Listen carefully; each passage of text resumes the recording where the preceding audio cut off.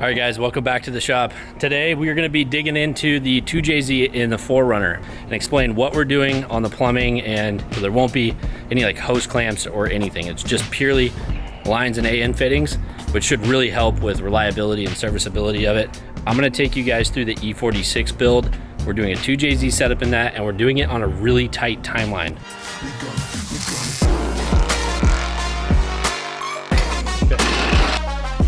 I want to marry the two worlds of the Baja style trucks with the world of drifting. Ready to plumb a 2JZ? Yeah. We just need to pull an intake manifold, get it over here, and get everything pulled out. So on the 2J 4Runner, we're using the stock intake manifold, and we're using the stock lower intake as well. So that fits perfectly in the engine bay. We tried to put something a little bit more aggressive or a little bit more aftermarket in there. Right, the what do we call that? The Freddy manifold? Yeah, the Freddy manifold. The Freddy. The knockoff Freddy one. So we tried to do a knockoff Freddy and it didn't fit. So we're using the stock intake manifold, and then we have to adjust a lot of the fittings and plumbing stuff on it. So Tanner's gonna take care of that because I don't know what I'm doing. We need to pull out all the vacuum barbs that are on here now, because we're going to need vacuum references for everything from our fuel pressure regulator, boost controller. We're actually going to get rid of the vacuum ports and switch to AN. So we actually have a ton of fittings over here. They're all MPT to AN. So we just do AN on, or MPT on one side, switches to AN, and then we don't have any just loose rubber push-on lines anywhere. It's all AN fittings. I don't know how much you caught of that, but that's why he's doing the plumbing. Anyways, have fun. We'll check on you in a bit. 2J status, it is outside of the 4Runner, I know, bummer, but this should hopefully, I think this should be the last time that it's out of the 4Runner before it's running. Earlier today, I went through and actually got some stuff done. I put the gold tape up in the engine bay, so that's for heat, to keep all the heat out of the cabin, or as much of it as possible. Without further ado, let's get into the E46 and the 2JZ build that is supposed to take less than a month. Do you think it'll take less than a month? Yeah. So we sourced a US spec GE, and that's this right here, this guy. And to get this thing up and running in proper 2JZ fashion, it needs a couple of things like the pistons and rods. Those are not strong enough. Well, the pistons kind of probably would be strong enough-ish, but definitely the rods. The rods would snap like little twigs. Definitely something that if you're gonna do anything like this with a 2JZ GE and you're gonna turbo it, look at doing different rods. We lucked out and had the rods out of the GTE, which is that motor back there for the 4Runner. So we get to keep those and now repurpose those and put them in this motor. The rods out of the GE are super tiny, and I think I might still have them. No, I don't. I threw them away. Well, regardless, these are the pistons and rods out of the GTE. And the GTE has kind of you can see a pretty large rod as far as rods go. They're gonna hold up to right around 600 horsepower-ish is about where those will hold up to, and then you need to go for something a little bit stronger.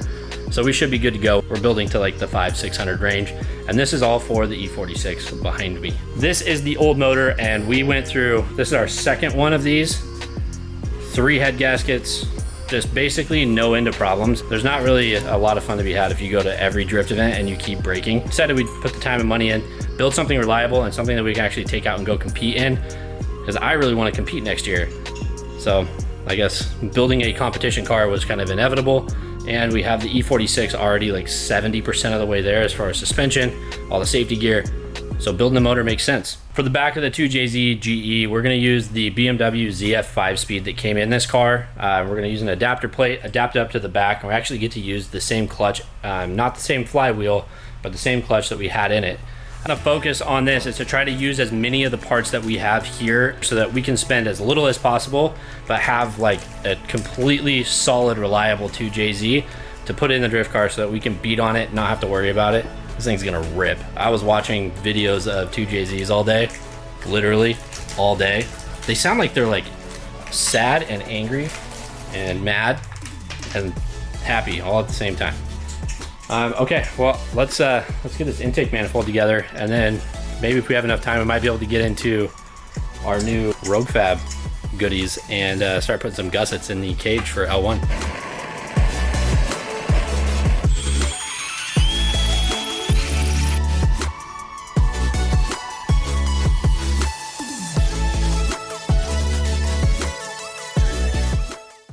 So in one of the earlier YouTube videos, I built the cage in here, and one of the things that I didn't want to do, because it honestly really is no fun, is put all the gussets inside.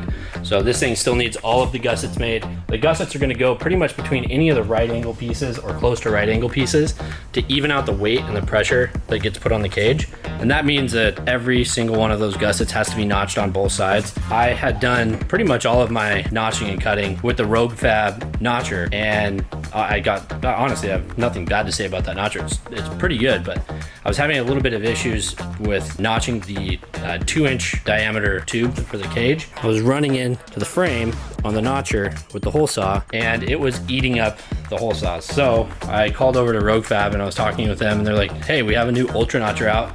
That would take care of that. All right, I've got a lot of tubes to notch, so let's see what it does. I have their new Ultra Notcher. I love the Rogue Fab machine. This is what I use to bend everything for the cage. Manufacturer quality, but like made for DIY guys, and it's one of my favorite pieces of equipment. I did buy the machine and everything, so I don't know, it's not a commercial. So after notching with the old notcher, there was a couple of things that I'm super excited about using on this one. It has like these laser etched, so you can get really precise on all of your measurements and how high or low you want the cut to be. But also just little things like a little bit more beefed up as far as the hardware goes. I'm not so excited about spending like 2 hours cutting gussets and welding them in. Hopefully the hole saw clears the frame and we get a full clear cut so we can get the notches and the gussets perfect. Because nothing's more frustrating than trying to weld tubes. It's not perfect.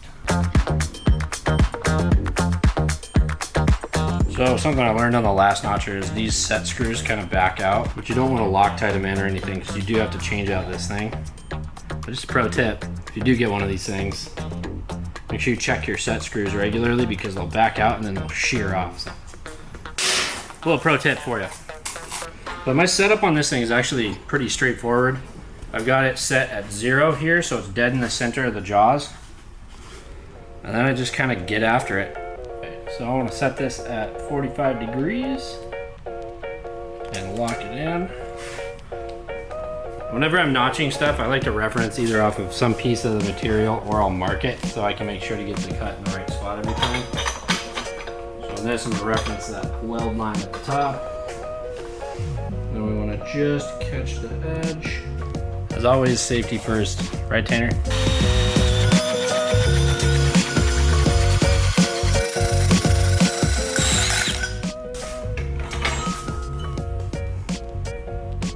Looks like a nice little notch.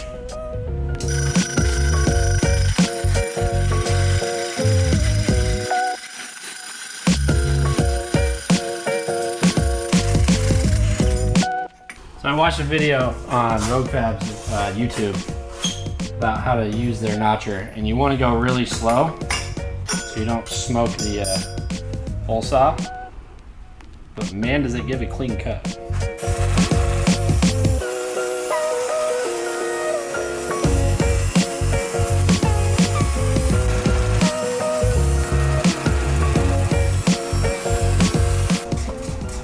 We got one gusset. Cleans up really nice. All right, now like how do we just copy paste? Control C. There you go. That one. Yep. How many more of those do we got to make? I don't even want to talk about it. It's gonna take a long time. Well, I've got about 3 bajillion more of these to do. The new notcher, pretty sick. So I realized that there's some adjustments here for the 2-inch tube. And I didn't know that before. So I did kind of make a little contact with the notcher, but why do you always have to film my mistakes, man? I made a little contact with the notcher, but that's on me, not on Rogue Fab, because they have adjustments up here. So I adjusted the body of the notcher in, which is a new feature that I didn't have on the last one. So this whole body actually adjusts in and out, and then this actually adjusts in and out to accommodate different sizes of the tube. But to get this 45-degree angle, I just needed to slide the body in a little bit, and then the hole saw lines up perfectly with the 2-inch to be able to get this little guy. I probably could have gone a little shorter on the gusset there if I wanted to, but lines up perfectly to get this guy all done. I'm gonna get to cutting up a bunch more of these gussets and hopefully get the roll cage all finished up.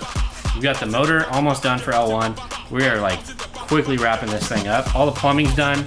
Next video, we'll see you guys here for the E46. We're gonna get started on assembling that short block over there and get it in the car. Hopefully get the transmission on it, measure for the driveline, do all sorts of fun stuff to get that E46 project going.